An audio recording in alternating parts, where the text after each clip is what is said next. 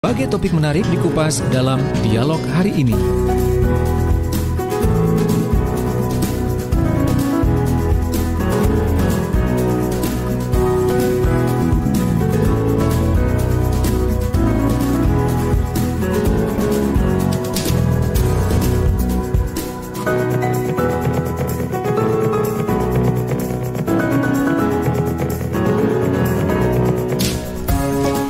Selamat sore Sidoarjo, jelang siang kali ini jam 10 ya. Saya Tika Amsar masih lanjut menemani Anda. Kali ini di program Dialog Kesehatan kerja sama Suara Sidoarjo dengan Dinas Kesehatan Kabupaten Sidoarjo. Kembali kita akan berbincang kali ini bersama dengan narasumber kita yang sudah hadir dari Puskesmas Krian.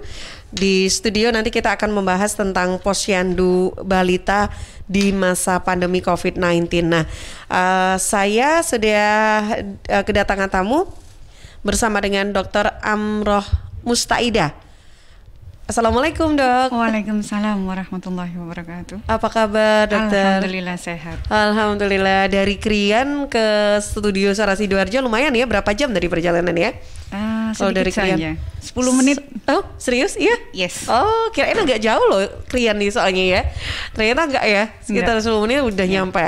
Oke, baik Dr. Amroh dan juga kali ini sahabat ditemani oleh Ibu Sri Utami AMD Gizi yang hadir ini adalah nutrisionis dari Puskesmas Krian. Assalamualaikum Bu Sri. Waalaikumsalam. Apa kabar? Baik. Alhamdulillah. Iya. Nah pagi ini nanti kita akan membahas tentang posyandu balita di masa pandemi COVID-19. Jadi ingat, saya juga beberapa hari yang lalu di WhatsApp grup RT itu juga sudah ada yang mengingatkan ya. Ternyata posyandu ini tetap harus dijalankan meskipun masa pandemi begitu ya dokter ya. Nah tapi kadang yang masih menjadi perdebatan juga, kalau yang saya pernah tahu di kelompok masyarakat itu kan juga ternyata ada yang masih merasa ya khawatir gitu ya untuk tetap menjalankan posyandu untuk anak-anaknya. Nah silakan dokter, boleh dibuka dulu nih pemaparannya tentang posyandu balita ini kalau di masa pandemi COVID-19 ini seperti apa, silakan.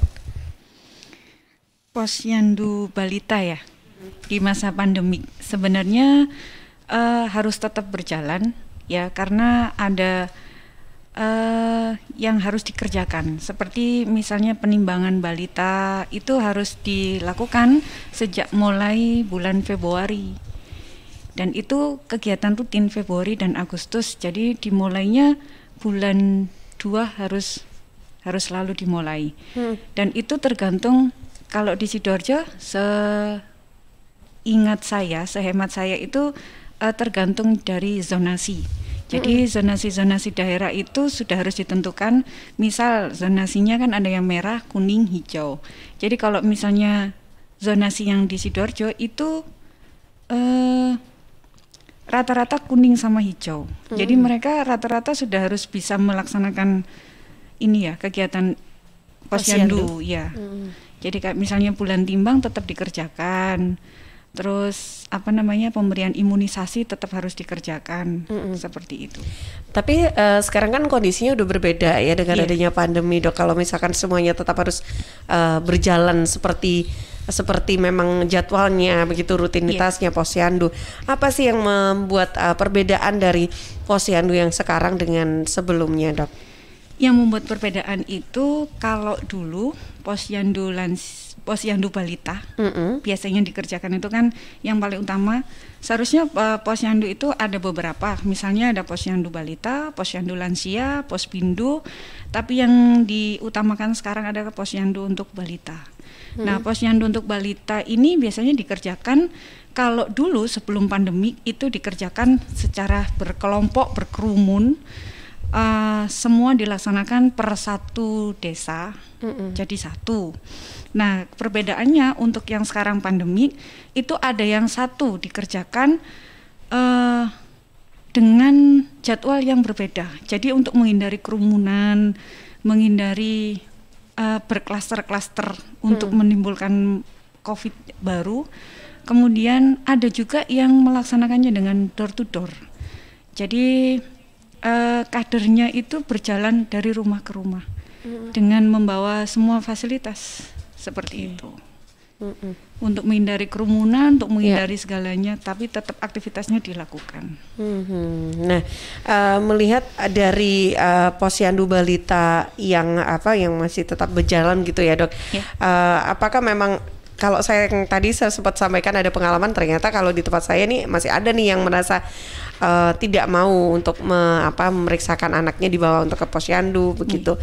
Nah, dari tingkat kesadaran masyarakat sendiri terhadap posyandu, terutama posyandu balita ini seperti apa kalau sampai saat ini, Dok?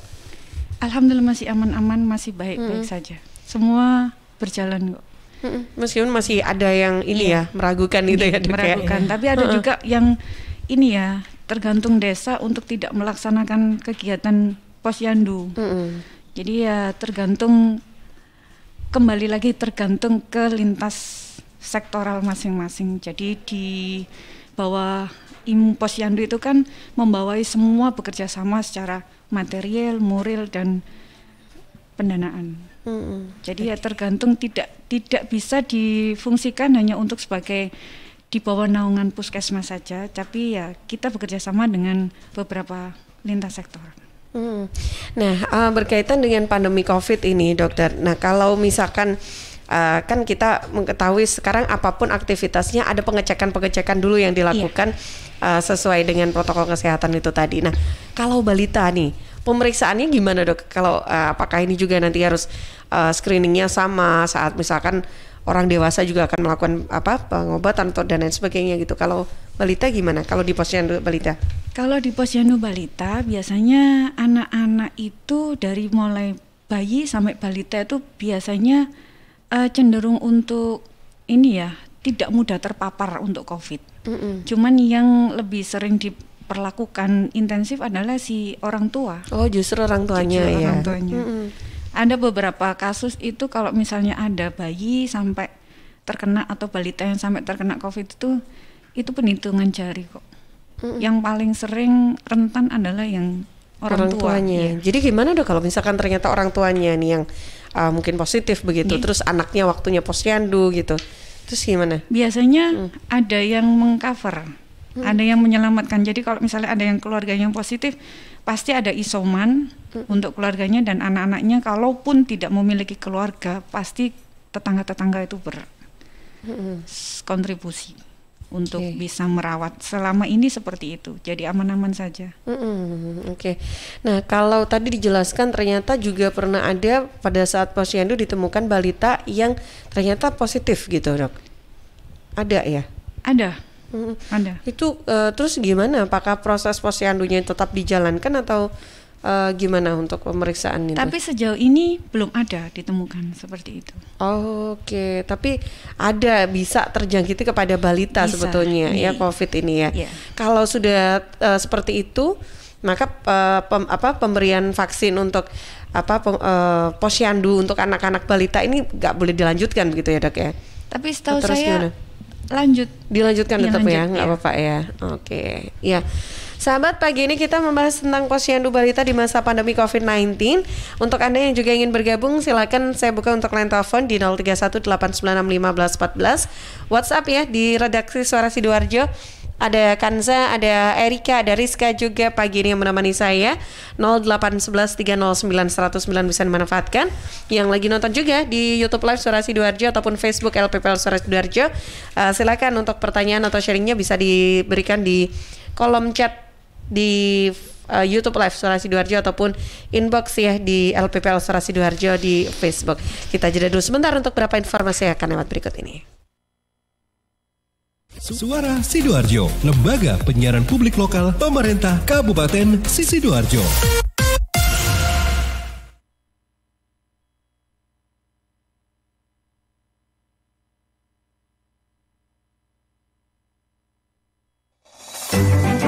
PT Inet Global sejak tahun 2005 bergerak di bidang ICT, Information and Communication Technology, Internet Service Provider atau ISP, web hosting dan domain, fiber optic system, dan satelit atau VSAT, memberikan layanan jasa koneksi internet ke seluruh dunia dengan kecepatan tinggi dan harga yang kompetitif.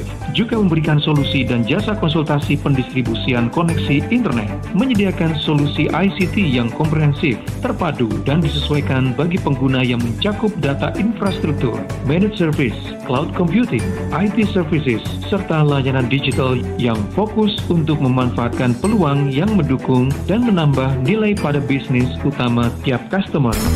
Untuk layanan dan servis Inet, hubungi kantor pusat Jalan Kuningan Barat nomor 8 Jakarta.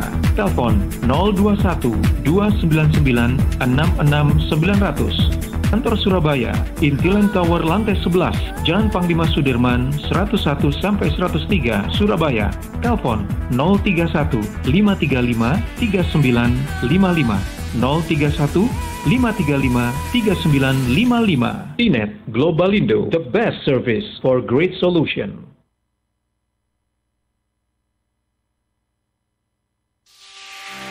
Kiprah perempuan di masa pandemi mewarnai dalam peringatan Hari Kartini. Webinar Hari Kartini dengan tema Kartini UMKM, eksistensi pahlawan ekonomi di masa pandemi. Sabtu, 10 April 2021 mulai jam 9 pagi. Mengupas tuntas cara memasarkan produk supaya melesat dan tips memaksimalkan gadget yang dimiliki untuk bisnis. Menghadirkan narasumber Muhammad Edi Kurniadi STMM, Kepala Dinas Koperasi dan Usaha Mikro Kabupaten Sidoarjo, Coach Han Budiono, The $1 Million Coach dari Barak Coaching Indonesia, dan Andri Jainuri, IT spesialis anugrahpratama.com. Free registration. Cukup subscribe di YouTube LPPL Radio Suara Sidoarjo. Informasi dan pendaftaran WhatsApp 0811 309 1009. Dapatkan door prize free voucher menginap di hotel, free voucher klinik kecantikan, dan masih banyak lainnya. Webinar Hari Kartini persembahan Suara Sidoarjo dan Dinas Koperasi dan Usaha Mikro Kabupaten Sidoarjo dan didukung oleh Bank Jatim, BPJS Ketenagakerjaan, Barak Coaching Indonesia, Sun Hotel, Air Minum Cheers, anugrahpratama.com, Hayu, CRI Skin Clinic, Kenobi Banana Chips Keripik Pisang, Damar Ayam Madu rasanya bikin nagih, Warung Cakmat Ranindi, dan Gelis Keripik Brownies. Memang kenapa bila aku perempuan, aku tak mau jadi budak kebodohan.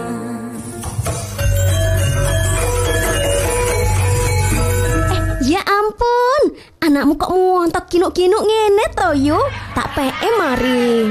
Lah, kok ora duwe anak sih? Walah, anakku lo gepeng, cengeng koyo bapake. Anak sampean ki mangane opo? Apa impor-impor kabeh ngono kae? Import, sing penting susu karo tukokke buah sayur ning desa sebelah kuwi beres wis. Loh, ora nang market-market ngono kuwi to ning? Yo wis, yo rame-rame yo. Aku tak njupuk sayur buah dagangane mbokku wae. Pancen wong wedok pait medhit. Pantes anak lan bojone kuru-kuru. Yo mbayar yu masih dagangane mboke dhewe. Buah dan sayur dari petani kita pasti menyehatkan, apalagi jika dibeli dengan jujur, pasti bikin makmur. Iklan layanan masyarakat ini persembahan Suara Sidoarjo. Rokok opo iki lho, kok putihan? Ya rokok tok, ya murah, ya akeh. Rokok ilegal iki. Masa rokok ilegal iki? Yo ki. Lah awakmu kok roh nek iki rokok ilegal? Rokok ilegal iki gak nek pita cukene. Samen paling roe bandro kuwi lho. Rokoke kudu enek merek karo nama perusahaane sing terdaftar ndek bea cukai. Lokasi pembuatannya ndek kene yo gak enek. Terus ndek kene rokok ilegal iki gak enek gambar karo peringatane teko pemerintah. Berarti rokok ilegal gak resmi no? Aduh ya mesti to Lemul. Rokok ilegal merugikan negara. Mergo ora mbayar cukai sing digembangun negara. Walah tutu, sepenting wong-wong gak roh. Loh, gak iso lagi. Makane to Le, tuku sing pasti-pasti ae. Aja ngawur. Laporkan peredaran rokok ilegal ke kantor bea cukai terdekat atau hubungi nomor 1.500 225 1.500 225. Iklan layanan masyarakat ini dipersembahkan Bea Cukai Sidoarjo. Ayo, ngewangi bea cukai, berantas rokok ilegal. Bea Cukai Sidoarjo, fokus mengawasi, tulus melayani.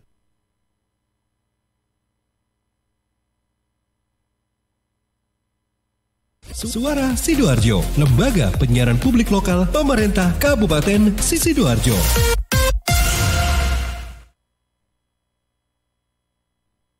Ya, sahabat, pagi ini kita masih di program Dialog Kesehatan membahas tentang posyandu balita di masa pandemi COVID-19. Nah, tadi dijelaskan ya oleh Dr. Amru kalau sebetulnya ada yang namanya posyandu ini akhirnya sekarang karena pandemi ini ada yang datang ke rumah gitu ya, door to door gitu Dokter Amro ya. Nah, tapi kalau ngomongin tentang door to door sendiri, melihat juga dengan tenaga kesehatan yang dimiliki kalau dari Puskesmas Krian sendiri sudah mencukupikah itu Dok kalau untuk datang ke rumah-rumah seperti itu? Kalau misalnya yang pelaksanaan untuk posyandu itu kita biasanya yang di lapangan itu dibantu dengan kader. Oke, ada jadi kader juga. Kader ini siapa sebetulnya? Dari masyarakat sendiri. Masyarakat sendiri. Oke. Jadi yang ikut membantu untuk pelaksanaan dan melancarkan posyandu itu ya ibu-ibu kader itu. Memang dipilih tapi memang dipilih, ya. Oke, nah yang kalau misalkan ini door to door ini apakah juga untuk yang tidak datang pada saat posyandu diadakan atau mereka ini request memang minta untuk posyandunya di rumah aja gitu atau gimana dokter? Sebetulnya? Kalau yang dilihat di lapangan itu mereka yang tidak berani datang atau mungkin karena benar-benar menghindari kerumunan. Jadi kita yang sebagai petugas mengalah.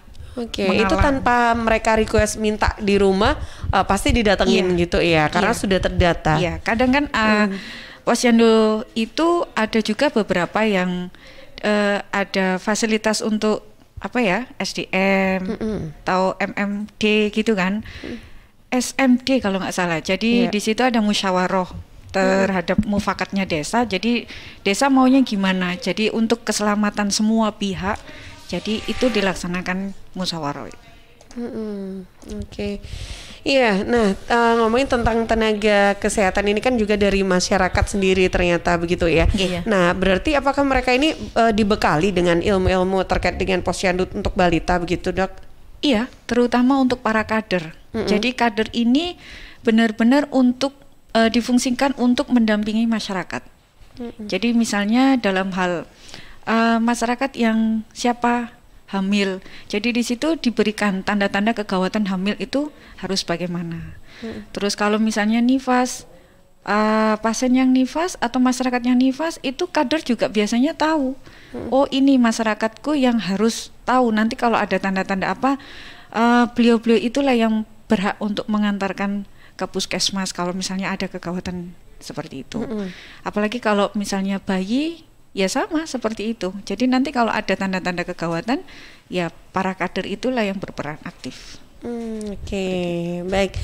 Nah, dari posyandu sendiri kan tadi juga dijelaskan bahwa sebetulnya ini posyandu itu setahun ada 2 kali ya yang wajib begitu ya Dok ya? Nggih, ada 2 kali. 2 kali ini untuk Februari dan Agustus ya untuk jadwalnya. Nah, ada khusus kah memang dari Februari itu untuk apa, Agustus itu untuk apa begitu, untuk apa posyandunya begitu Dok? Nggih, biasanya di bulan-bulan seperti itu bulan timbang. Jadi penimbangan bayi yang wajib dipantau, yang wajib diketahui jika kalau misalnya di situ ada tanda-tanda misalnya gizi buruk, kurang gizi. Nah, itu akan ketahuan dari penimbangan itu. Dan itu bulan-bulan wajib yang harus dilaksanakan. Untuk yang pertama. Yang kedua adalah itu bulan-bulan pemberian vitamin A. Jadi vitamin A sendiri masyarakat harus perlu tahu karena memang vitamin A itu selain untuk kesehatan mata, untuk kecerdasan, untuk daya tahan tubuh terutama.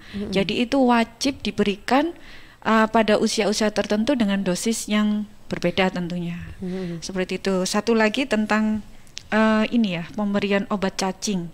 Jadi obat cacing itu juga perlu dicegah karena paling minim 6 bulan sekali. Jadi diambilnya ya dari mulai Februari sampai Agustus untuk bisa mengkoordinir bahwa memang pemberian obat cacing itu penting sekali. Seperti itu. Ya, kalau ternyata ada yang tidak sesuai waktunya gimana ya, Dok? Biasanya ibu bidan itu kalau di puskesmas itu diberikan khusus. Jadi puskesmas akan memberikan tugas pada masing-masing desa. Itu ada tugas bidan di desa. Jadi memang untuk melayani masyarakat di desa. Jadi kalau misalnya mereka yang ya nyun sewu, keluarganya yang orang tuanya bekerja, yang full day seperti itu kan otomatis ya mereka dititipkan apa segala macam ya, mau tidak mau ya menunggu kelonggaran ininya ya. Iya. Gitu. Oke. Tapi yang paling penting adalah untuk sweeping vitamin A itu yang perlu. Karena itu penting sekali untuk mencegah kebutaan, mencegah kurang gizi terutama seperti itu. Ya saya tahu Posyandu kalau ada anak-anak yang masih dalam kondisi sakit nih misalkan itu panas atau mungkin flu, batuk, pilek itu kan tidak boleh ya ikutkan untuk Posyandu atau misalkan pada saat pemberian untuk imunisasinya. Kalau sejauh masih aman-aman saja, kalau misalnya ya temperaturnya masih dalam batas normal, 37, sekian itu kan masih dalam suhu ruang, masih aman-aman saja. Jadi walaupun batuk pilek ringan ya insya Allah masih bisa untuk di-cover. Masih boleh ya untuk imunisasi ya. Berarti memang benar lebih baik tepat waktu, jaga kesehatan berarti ya. Nah, kalau kita jaga kesehatan berarti harus bisa menjaga gizinya dong anak-anak ini ya atau balita ini. Nah, ngomongin tentang gizi, saya ngobrol dengan Bu Sri dong. Bu Sri tentang terkait dengan anak-anak ini ya, memberikan nutrisi kepada anak-anak juga agar selalu sehat apalagi masa pandemi begini. Apa sih yang perlu diperhatikan oleh para orang tua sendiri sebetulnya? Sebenarnya kalau mau orang tua itu mau datang ke Posyandu, paling tidak kita jaga protokol kesehatannya. Ya, jadi tetap aja datang ke Posyandu gitu ya, nggak perlu khawatir, nggak perlu takut ya. Biasanya sebelum hari H Posyandu itu Bu Bidan akan mengumumkan baik dari perangkat desa atau lewat undangan itu ada tetap H-1 itu diumumkan bahwa besok ada Posyandu, tapi tetap jaga protokol kesehatan mulai dari pakai masker, cuci tangan, jaga jarak, ya tetap. Terus kalau penimbangan selama ini kita adakan di setiap pos itu kita umumkan bahwa ibu balita disarankan untuk membawa sarung timbang sendiri dari rumah. Oh, ini dia. Biasanya kan udah disediakan ya. Iya. Biasanya ini bawa satu untuk semua. Iya, satu untuk semua. Sekarang satu untuk satu untuk satu anaknya atau untuk balita. Seperti itu. Jadi bawa sendiri-sendiri gitu ya, Bu. Ada yang mau, ada yang janda, tapi kan banyak yang mau. Untuk kesehatannya kita masing-masing kan. Seperti itu. Tetapi kalau ibu balita yang tidak mau datang, tetap kita datangi. Tetapi yang datang untuk petugas kita kan terbatas sekali. Jadi yang datang itu ibu-ibu kader, door to door ke rumah tadi. Jadi bawa timbangan, bawa vitamin A. Itu tetap dicatat. Tetap kita ikutkan ke screening. Sweeping vitamin A namanya. Nah, sweeping vitamin A itu bagaimana balita yang tidak datang didatangi oleh kader dan petugas kesehatan. Jadi cakupannya untuk D/S-nya biar tercapai. Seperti itu. Ya, baik. Saya ke redaksi dulu ini ya sebelum kita lanjutkan. Ada yang bergabung, Panji? Iya, ada yang bergabung lewat WA ini Atika dari Ibu Vina di Bluru Kidul. Di Sukodono. Oh, di Sukodono. Oke. Iya. Ini pertanyaannya ada dua. Yang pertama adalah sebentar lagi ini kan masuk ke PTM ya, pembelajaran tatap muka kalau tidak salah di bulan Juli. Pertanyaannya Bu Vina, untuk protokol kesehatan, kira-kira anak umur berapa sih yang idealnya pakai masker? Karena kalau saya lihat anak saya itu kalau pakai masker kasihan nafasnya tersengal-sengal. Itu yang pertama. Terus pertanyaan yang kedua masih terkait dengan COVID juga ini sepertinya. Pertanyaannya dari Bu Vina, apakah pihak nakes dari Puskesmas Krian ini tahu kira-kira ke depan ada vaksinasi untuk balita tidak? Karena vaksinasi COVID, karena vaksinasi itu kan minimal umur 18 tahun. Oke, baik. Ya, sebelum ditanggapi kita jeda dulu sebentar ya. Nanti akan dijawab oleh Dr. Amru dan juga Bu Sri Utami yang pagi ini bersama kita. Silakan untuk Anda yang lainnya yang juga ingin bergabung bisa manfaatkan sekali lagi redaksi di nomor WhatsApp ya 0811309 109.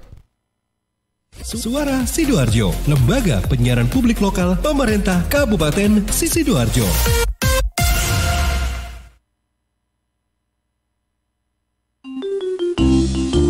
Tisu, masker, hand sanitizer, apalagi ya? Situ mau kerja atau mau camping sih? Kayak mau naik gunung aja. Hello, selama ini kemana aja? Ini yang perlu disiapin buat adaptasi kebiasaan baru alias new normal. Sekarang ini kita kudu dan harus terbiasa dengan kebiasaan hidup sehat, bersih, sesuai protokol kesehatan. Saat ini kita dalam perubahan pola hidup dalam situasi pandemi COVID-19.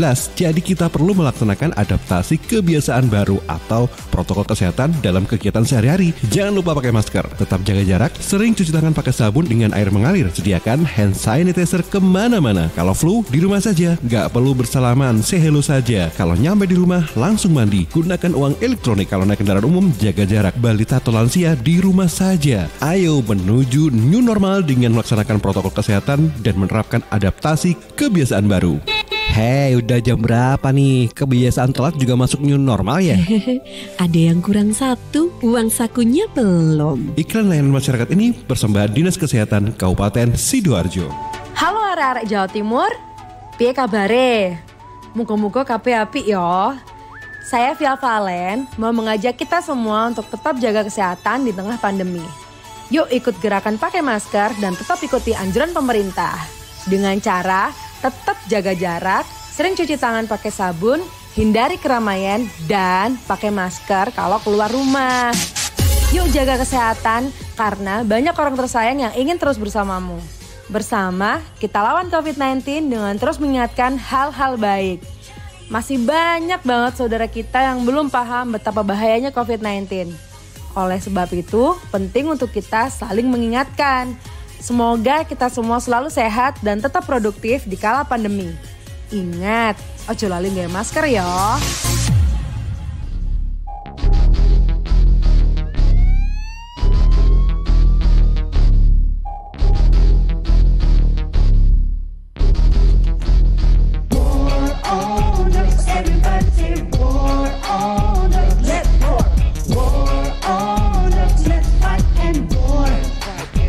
Mikir daripada diperbudak, cuma bikin kacau otak.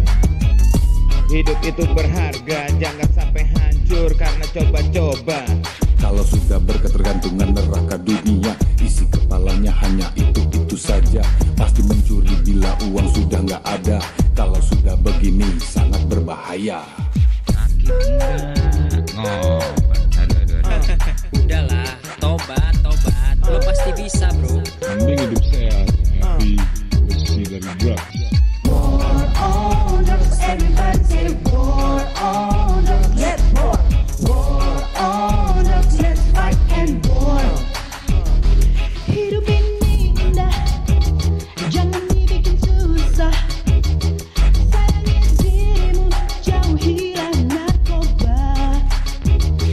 Katakan tidak demi masa depanmu. Hidup bersih, sehat, happy, say no to drugs. War on drugs, everybody say war on drugs, let's war. War on drugs, let's fight and war. War on drugs, everybody say war on drugs, let's war. War on drugs, let's fight and war. Let's war. Halo, assalamualaikum warahmatullahi wabarakatuh. Saya Denny Caknan menghimbau untuk seluruh masyarakat Jawa Timur agar tidak tertular oleh COVID-19, maka kita harus menaati protokol kesehatan yang berlaku. Khususnya memakai masker, jika berpergian menjaga jarak minimal 1 meter, dan tentunya harus didukung dengan olahraga. Jatim bermasker, Jatim sehat. Lockdown, lanjut lemu WhatsApp. Penambahan jumlah kasus positif COVID-19 di Jawa Timur menunjukkan masih adanya penularan atau transmisi yang terjadi. Jumlahnya juga tidak main-main. Dari data gugus tugas percepatan penanganan COVID-19 Jawa Timur, penyebabnya sebagian besar karena tidak disiplinnya masyarakat melakukan protokol kesehatan. Ini dikatakan oleh Dr. Joni Wahyu Hadi, Ketua Rumpun Kuratif Gugus Tugas Percepatan Penanganan COVID-19 Jawa Timur. SARS-CoV-2 itu virus yang sangat menular, tidak peduli siapapun, dekat pasti ditulari. Jadi kalau kita berseberangan begini sama orang yang sakit, kalau mau dicoba boleh, lepaskan masker, suruh batuk. Kalau enggak ketularan, bukan manusia. Menurut Dr. Joni, asal masyarakat tertib dan disiplin, potensi penularan bisa diminimalkan. Dan sebetulnya kita dipermudah oleh Tuhan untuk tidak tertular dengan pakai masker, menjauh, cuci tangan. Ya. Kalau misalkan ada orang batuk, kita curiga, ya kita cepat-cepat cuci tangan, cuci semuanya, raup dengan sabun, menghindar dari kira-kira yang kita curigai. Lebih baik kita berhati-hati sekarang. Kebiasaan seperti inilah yang harus dilakukan terus. Itulah normal baru. Ya. Jadi kita diminta nanti untuk tetap berperilaku seperti ini. Karena virus corona itu pasti tidak mungkin langsung hilang. Pasti hilangnya pelan-pelan. Dan itu pun beberapa ahli mengatakan tidak hilang belas. Ya, masih ada dancing gitu. Masih ada dancing, naik turun. Jadi artinya tuntutan untuk hidup bersih, tuntutan untuk menjaga, beradaptasi dengan kebiasaan dan perilaku disiplin dengan protokol kesehatan.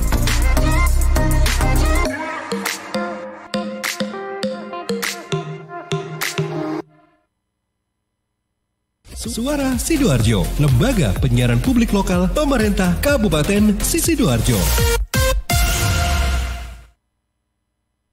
Sahabat Bea Cukai Sidoarjo saat ini memberikan fasilitas kemudahan impor tujuan ekspor untuk industri kecil dan menengah, Kita IKM. Syarat menerima fasilitas Kita IKM, memiliki nomor induk berusaha, memiliki izin usaha, memiliki bukti kepemilikan lokasi usaha. Pengajuan perizinan bisa dilakukan di kantor Bea Cukai terdekat. Fasilitas dari Kita IKM, pembebasan biaya masuk, tidak dipungut PPN dan tidak dipungut PPNBM. Manfaat yang didapat dari Kita IKM, prosedur ekspor impor lebih mudah, penurunan biaya produksi, peningkatan modal usaha dan arus kas lancar, serta peningkatan daya saing. Info lengkap hubungi 15 00 225 atau Facebook, Twitter, dan Instagram Bea Cukai RI. Dan bisa juga lewat website di www.beacukai.go.id. Informasi ini dipersembahkan oleh Bea Cukai Sidoarjo. Fokus mengawasi, tulus melayani.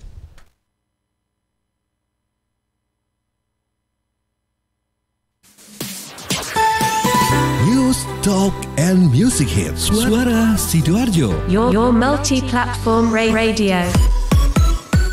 Sahabat, kembali di program Dialog Kesehatan ya. Pagi ini kita siang ini kita masih membahas tentang posyandu balita di masa pandemi COVID-19.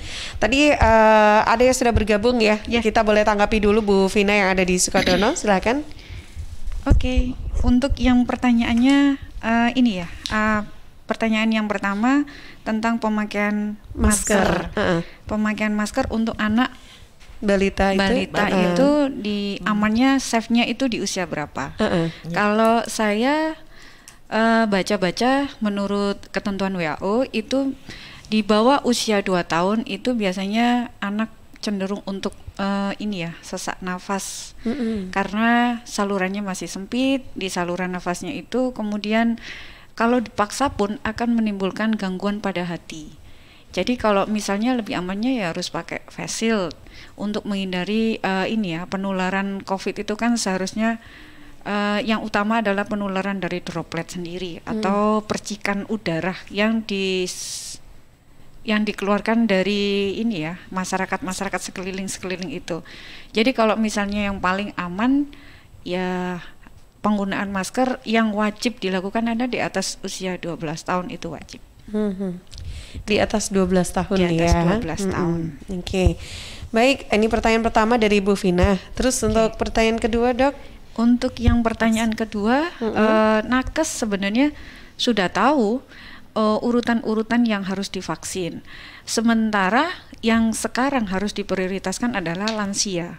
Kemudian ini ya, pelayanan publik untuk sekarang adalah yang diutamakan adalah seperti guru dan teman-teman yang misalnya administrasi dan sebagainya itu lebih diutamakan. Kemudian ulama, yang paling lanjut sekarang adalah lansia karena mereka adalah usia rentan yang terkena COVID. Seperti itu. Untuk kedepannya masyarakat semua lapisan akan dapat vaksinasi COVID ini. Cuman yang untuk anak-anak masih belum ada kabar sama sekali. Oke, tunggu dulu ya nanti kabarnya gimana ya. Tapi yang jelas semua lapisan masyarakat akan divaksin, free. Oke, baik. Saya ke redaksi lagi, silakan. Oke. Baik, ada kiriman pertanyaan dari WA redaksi, yaitu dari Bunda Rania di Porong. Bu, saya saat ini memasuki masa empasi. Apakah es krim boleh saya masukkan di menu empasi anak saya? Oke. Yang kedua dari Mama Farida di Waru. Mama Farida? Iya, di Waru. Oke. Bu, kemarin anak saya tumbuh gigi, terus rewel. Kira-kira biar mau makan, apakah ada vitamin biar anak saya mau makan? Terima kasih. Oke, baik, terima kasih. Ya, ini bergeser sedikit dari tema kita. Boleh kita tanggapi dulu nih dok tentang MPASI itu kalau makan es krim gimana ya? Oke. Bu Sri gimana Bu Sri ini dari segi nutrisionis nih ya kan ya Bu Sri ya, silakan Bu Sri. Kalau MPASI itu kan setelah ASI ya Bu ya, makanan tambahan. Berarti makanan tambahan itu diberikan biasanya kepada anaknya usia berapa? Kalau usia di atas 6 bulan itu kan ya belum boleh makan seperti itu. Tapi kalau sudah di atas 1 tahun, nah, itu sudah boleh lah. Ya. Lihat usianya dulu. Ini tadi kan belum disebutkan usianya. Usianya berapa? Iya, kita nggak tahu ya. Nah, soalnya usia MPASI itu mulai dari di atas 6 bulan. 6 bulan sampai 2 tahun. Iya kan. Oke, baik. Bu Rania yang ada di Porong ya, lihat-lihat dulu usianya berapa gitu ya. Kalau di atas 1 tahun baru boleh. Sebelum 1 tahun biasanya masih gak kuat ya kena dinginnya es krim itu ya. Oke, baik. Tadi ada juga Mama Farida di Waru tentang ini kayaknya bergeser ya dari tema kita. Gak apa-apa ya dok, kita tanggapi ya. Tumbuh gigi ini terus rewel, jadi gimana? Kalau tumbuh gigi itu biasanya kan memang ya ada rasa nyeri, ada panas gitu ya. Kita obatin aja simptomatis. Jadi seperti paracetamol itu lebih aman, lebih safe untuk anak-anak. Jadi boleh sih menggunakan selain paracetamol misalnya seperti ibuprofen.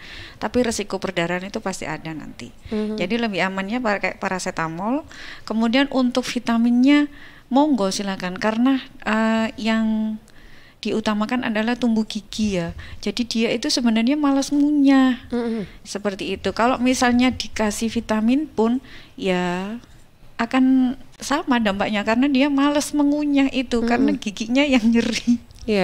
Giginya yang nyeri. Sebenarnya ya aman-aman aja, diganti lah untuk sementara asupan makanannya dipakai yang seperti kayak jus yang dia tinggal minum saja seperti itu. Oke, baik.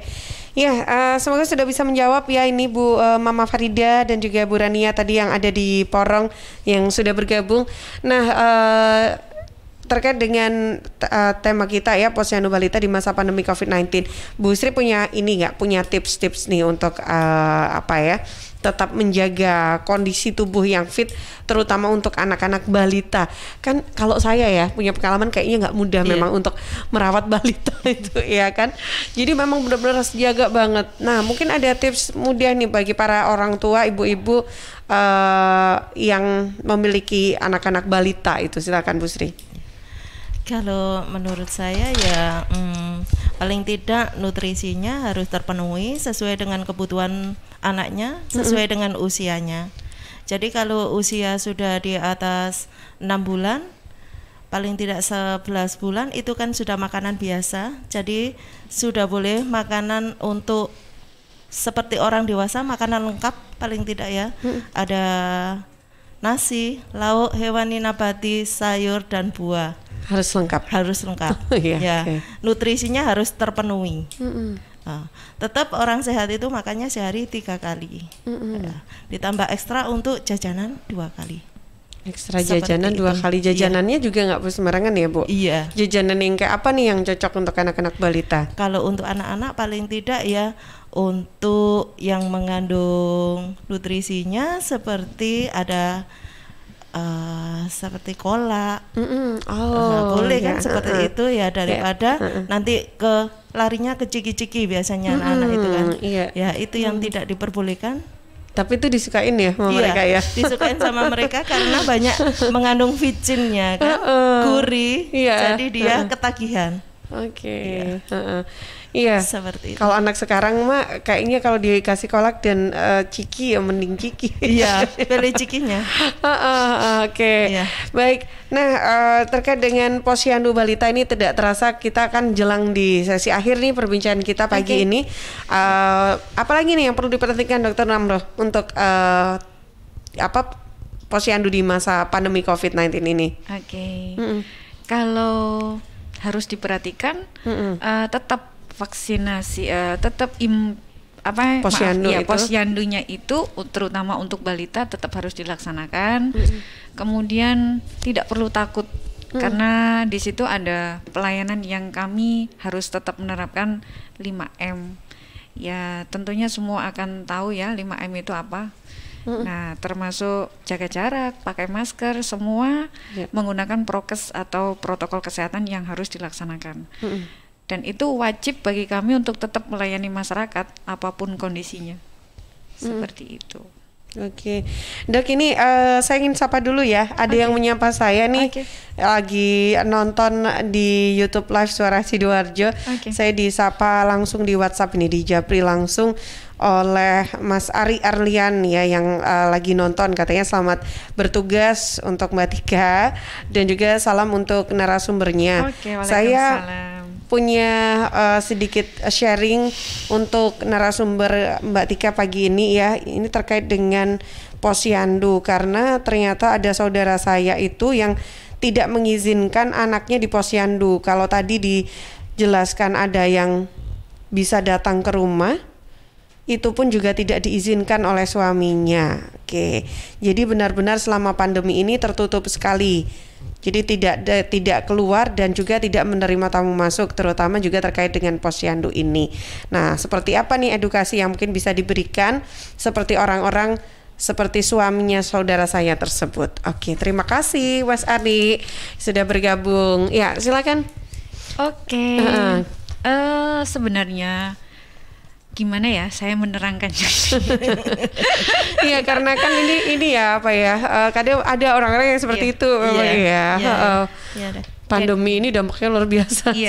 Jadi sebenarnya kalau misalnya untuk pelayanan publik seperti fasilitas kesehatan terutama di puskesmas, kemudian rumah sakit yang berlebarkan pemerintahan. Jadi di sana itu kebanyakan pelayanan kami ya nyun sewu agak sedikit sepi dari biasanya karena mereka menghindari kerumunan yang menyebabkan mereka sumber COVID ada di sana. Jadi masyarakat sebenarnya sudah lebih paham sebenarnya dan mereka mengalihkan perhatiannya untuk fasilitas kesehatan itu memilih untuk yang swasta.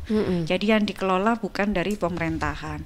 Tapi sebenarnya kalau masyarakat yang cerdas akan tahu bagaimana penularan COVID itu tidak ditentukan dari pelayanan pemerintah maupun pelayanan swasta. Dari sini masyarakat itu sebenarnya sudah paham bahwa vaksinasi untuk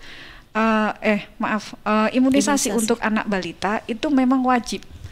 Dan mereka rata-rata kalau mereka tidak bisa menggunakan fasilitas pemerintah, yang saya tahu kebanyakan mereka juga beralih ke fasilitas swasta. Jadi ya nyun sewu mereka tetap melaksanakannya misalnya di spesialis anak yang tetap melayani tentang imunisasi. Sebenarnya ya kalau bisa dibilang ya imunisasi itu semuanya berawal dari fasilitas pemerintah.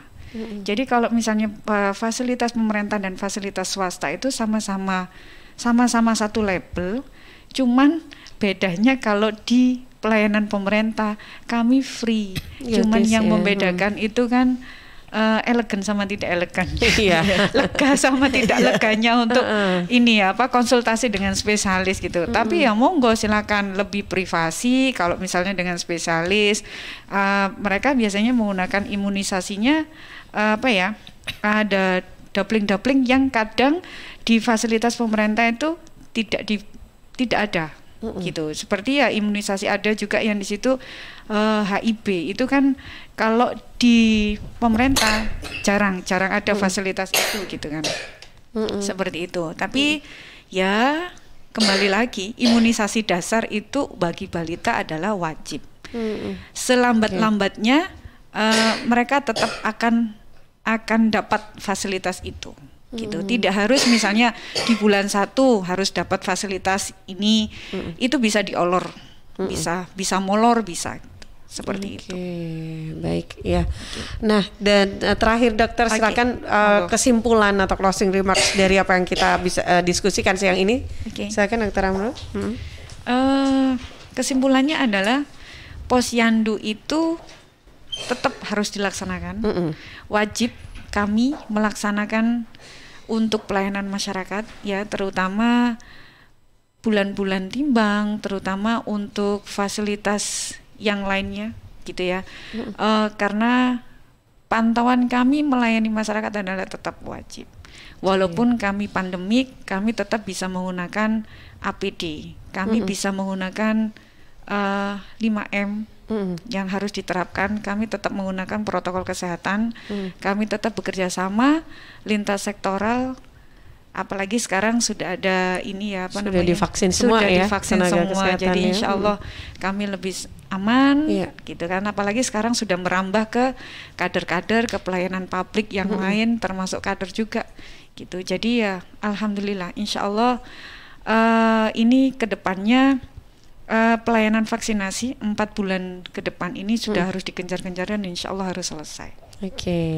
Baik. Ya, baik dokter, terima kasih banyak dokter Amrul atas waktunya mampir ke studio Suara Sidoarjo dan ilmunya, sharingnya juga.